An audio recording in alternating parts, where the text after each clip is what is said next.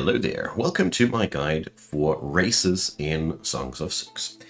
I'm going to cover pretty much all the things that I can cover about the different races, doing my best to summarize their identities, their quirks, their uniquenesses. This game is so brim-filled with details though that I'm afraid that I might miss one or two things, so here goes my call to the comment section up ahead. If I miss out a spot, please feel free to fill the gaps. So I want to start out with the basics first. So every race has a set of specific unique properties.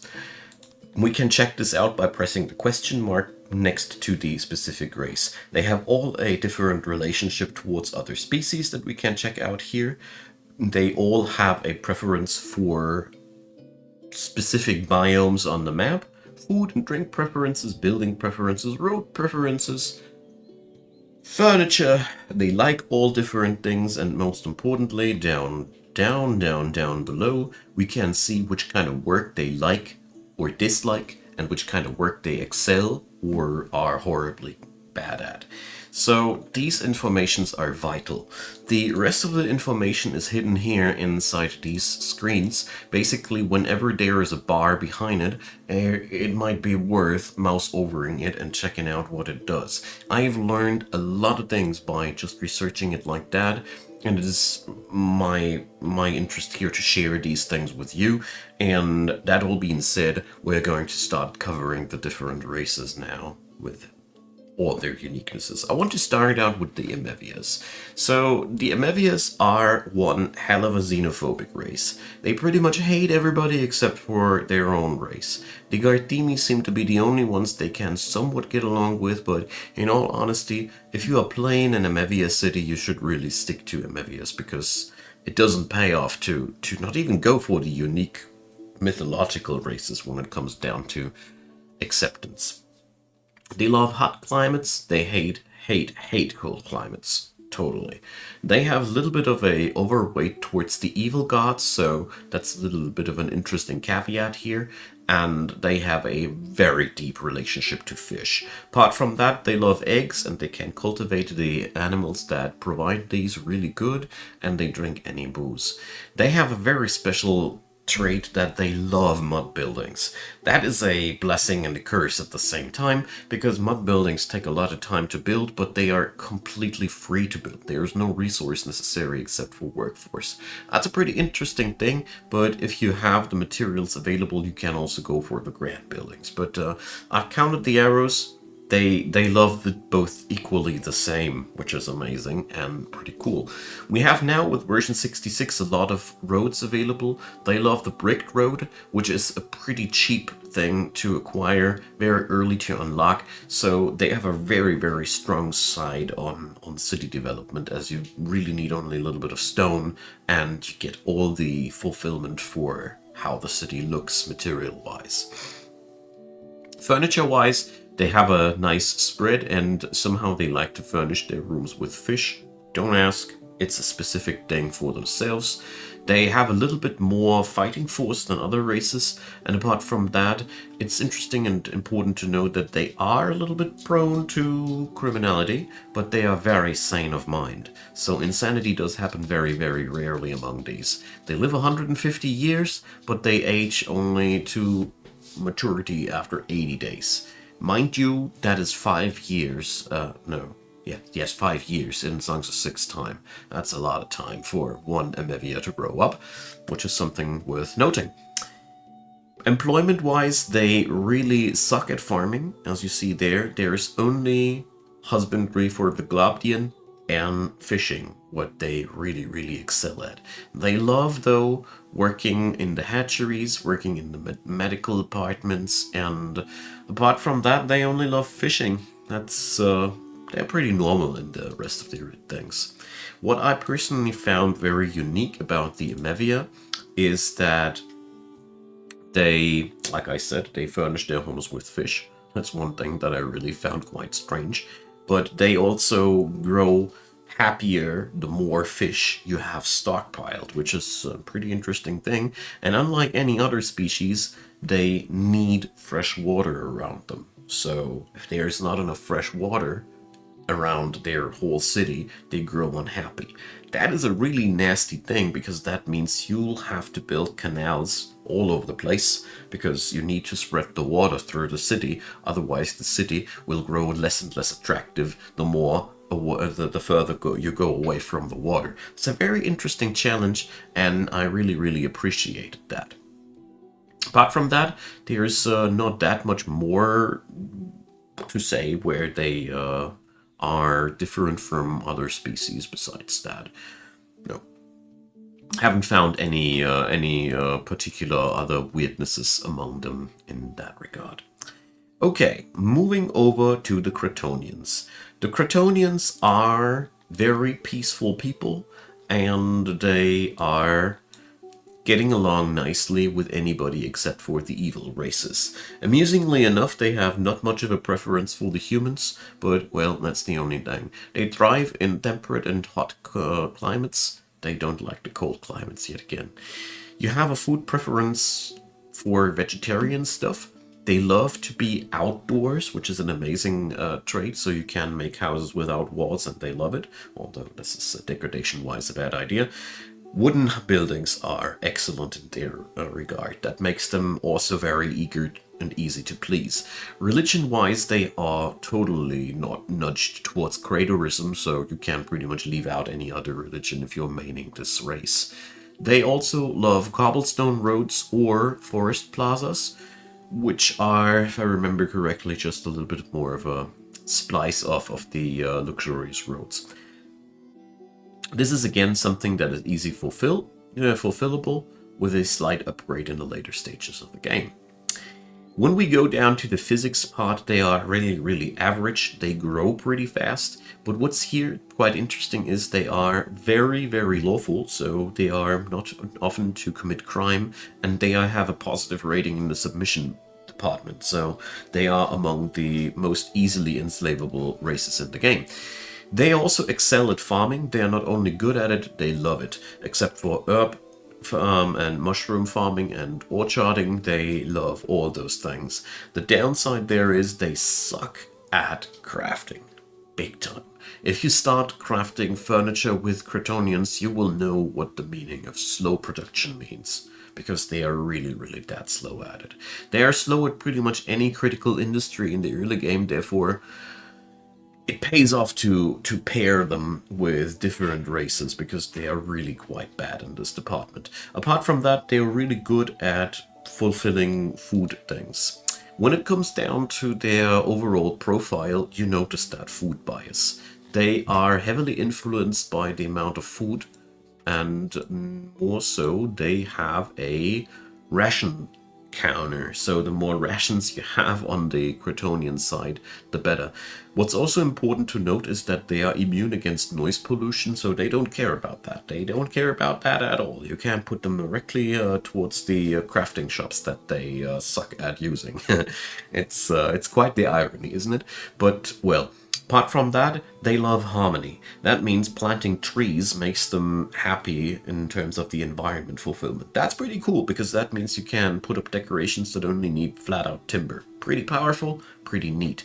They love round buildings. So here quickly, a round building for the sake of the game is any building that is not square or rectangular. So doesn't have to be specifically round. Odd-shaped already counts into roundness, so adding in little nooks and crannies into the outer parts of the building makes more round, just as a quick thing here if you wonder.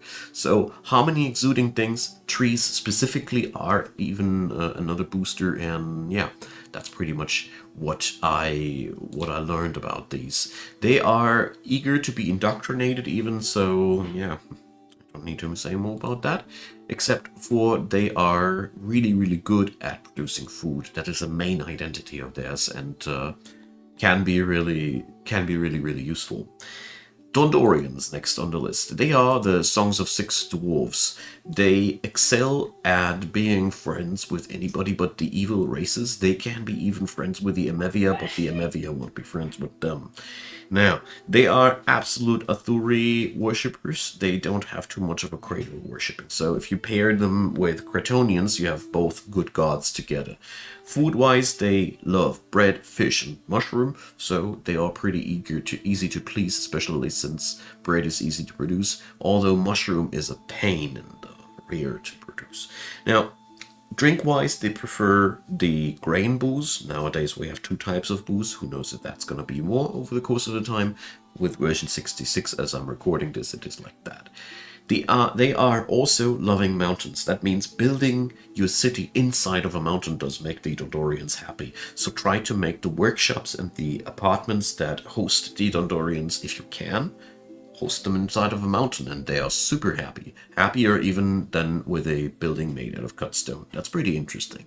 Road-wise, well, they are pretty needy. The paved road only is a mediocre fulfiller. They want the plaza or the highway, the costly stuff. Same goes for their furniture wishes. They take only the best of the best. What's also worth noting is you can breed Dondorians. They have no children. Oh, I skipped over the fact that Ketonians breed very fast. Sorry. 3 years only. But back to the Dondorians. You can breed them. You can't just pull them in via immigration. That is very important to note.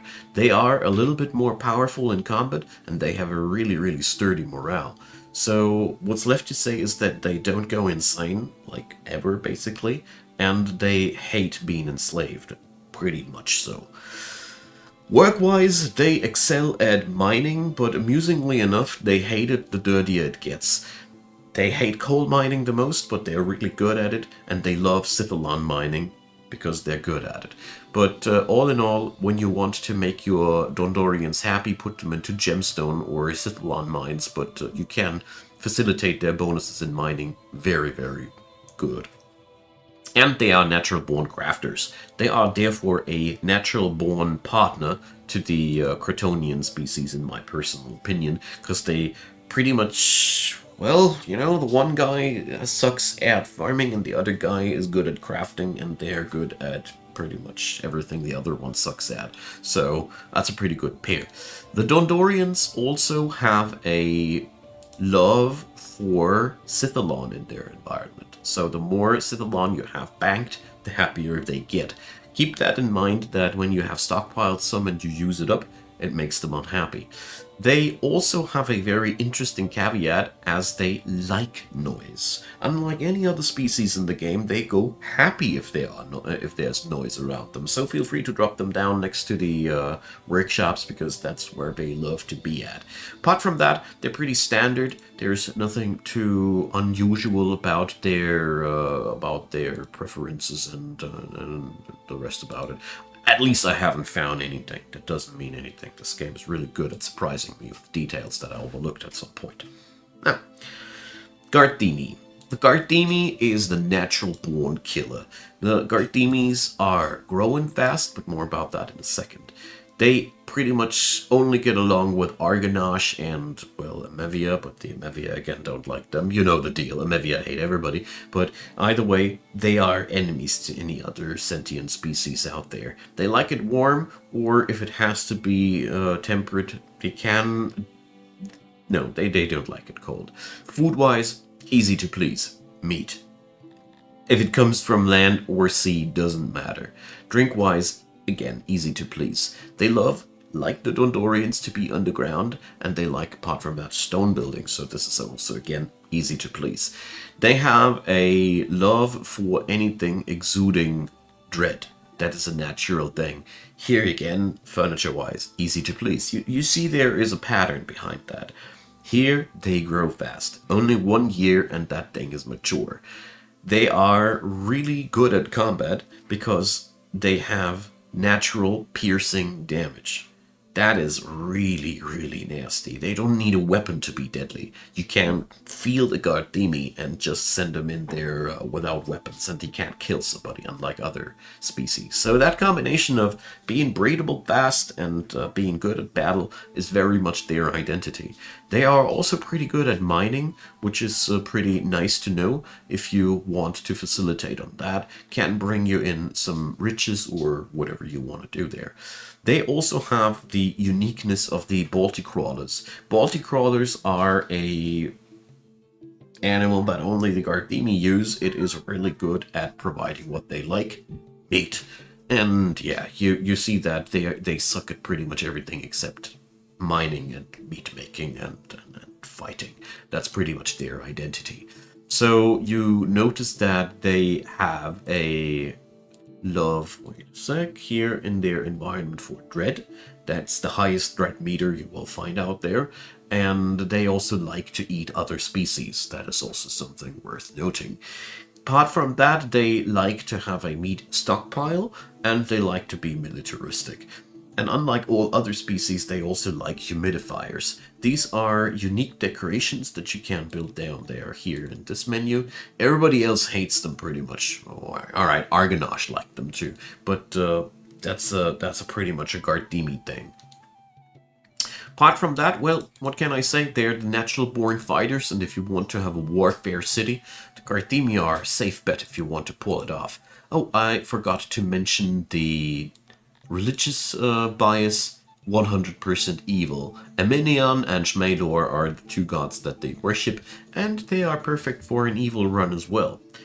Alright, moving on over to the humans. So, the humans are, among all these elusive fantasy species, quite mundane but adaptable.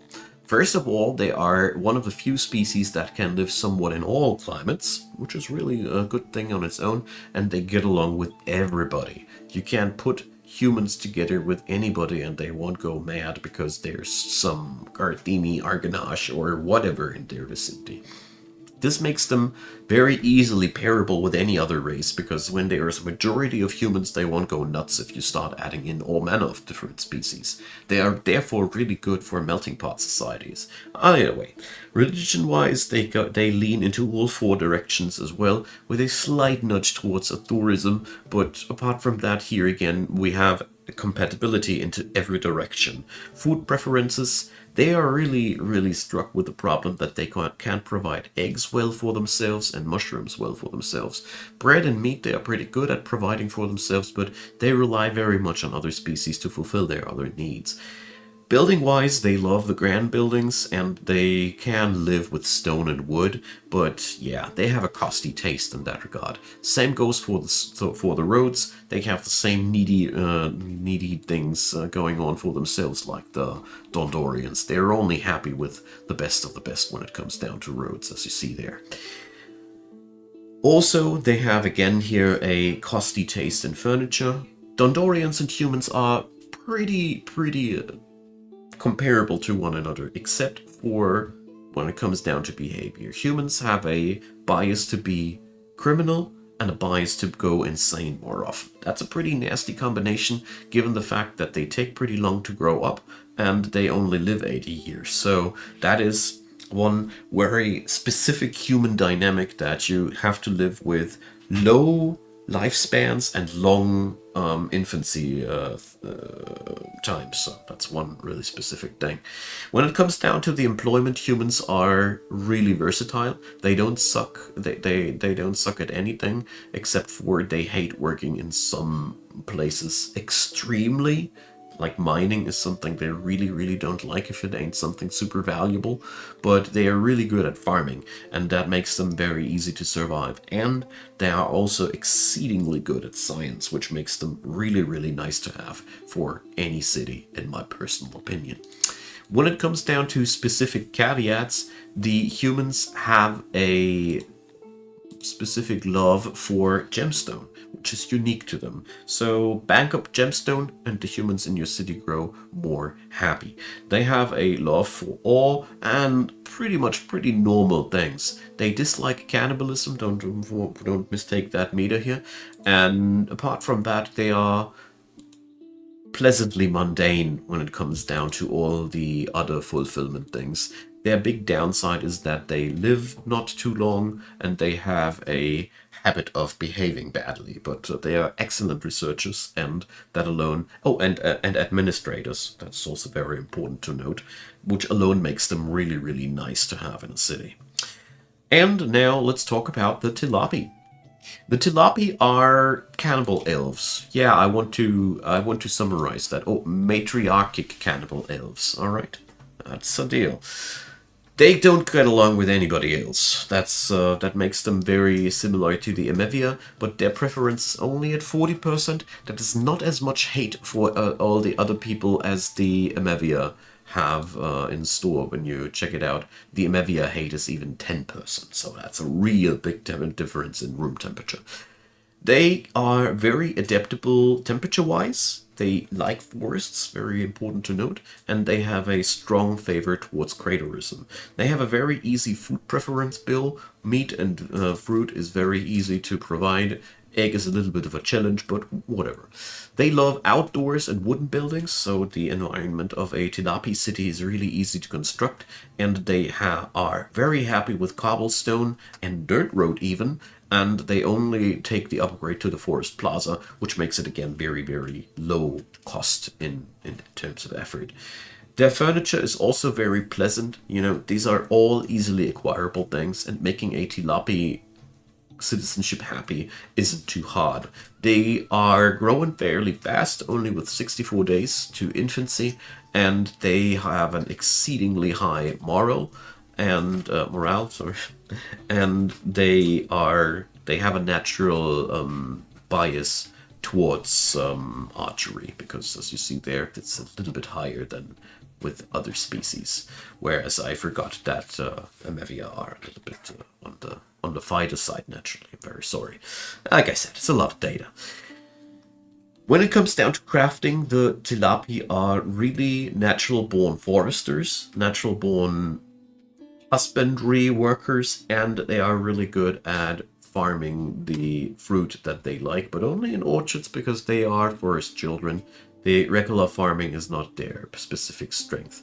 They love working on bows, and they would not touch a Baltic crawler if they had to. So all in all, they are pretty easy to please, easy to play, and they have a couple of kinks though that make them a little bit different to play. First of all, geez, do they love enslaving others. Like, they have a really, really high bar on being happy with slavery on others. That is really an exceeding thing. Not even the Garemi love it like that, okay? And these are supposed to be the evil guys. But that just as a side note. Environment-wise, the Tilapi are forest children through and through yet again. They love round buildings. They love harmony, so you can work with trees, and they love meat stockpiles, because, you know, that's just how they tick. And they love cannibalism. Here again, nobody loves it as hard as these girls, and, you know, check them out, compare them to the whatever.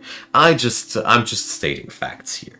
So, apart from that, the Tilapi are really easy to understand, but there is one thing that is very, very odd to me. They like criminality. As you see here, or did I misread that? No, I did misread that at one time. No, never mind. Cut that. So all in all, they are meat lovers. Okay, let's formulate it like that.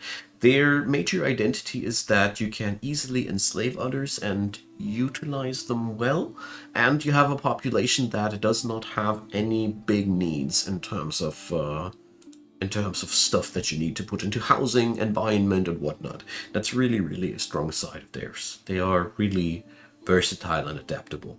So the last two races on the table are the Cantor and the Argonash, which you cannot get naturally. They sit in layers here. Oh, well, I don't see anyone here right now around me. Basically, you need to prove to them that you are worthy of their attention, and then they can migrate towards you. Just as a quick summary, both races are really good at fighting. Like Cantors and Argonash are really good at fighting. The Argonash are absolutely stronger on the one-on-one part, whereas the Cantors are amazing crafters. I mean, look at those ratios. They are super good at everything crafting. They might get pissed off of it, but they are really good at it. Whereas the Argonash, well, there's not much going on with them. They love being in the crime law and order business though. This is very, very important to note, and they love, of course, to be priests of the temple where where their god is originating from. But you got to see that the Argonash are children of God Shmalor, so they are a little bit biased. Okay, so that pretty much sums it up. I don't have much more to say about races. I think I already said enough. I'm pretty sure I forgot a thing or two, so the comment section, go crazy, leave a thumbs up, consider subscribing, check out the description box. I have playlists down there for a Let's Play tutorial series or the short tutorials that I'm making here. Well, shortish. This one was a longer one. There's just too much to say about this whole topic. And yeah, check out the rest of the description box. Check out Discord, my Twitch, or if you feel like my work is worth it to you, spend a dime or two. I'd be happy about that. There's the links for that. Big thanks to everybody who does so. You guys are truly amazing. And of course, a big thanks to you, especially you, watching this video until the very end. I deeply appreciate, and I hope to see you again. Bye bye.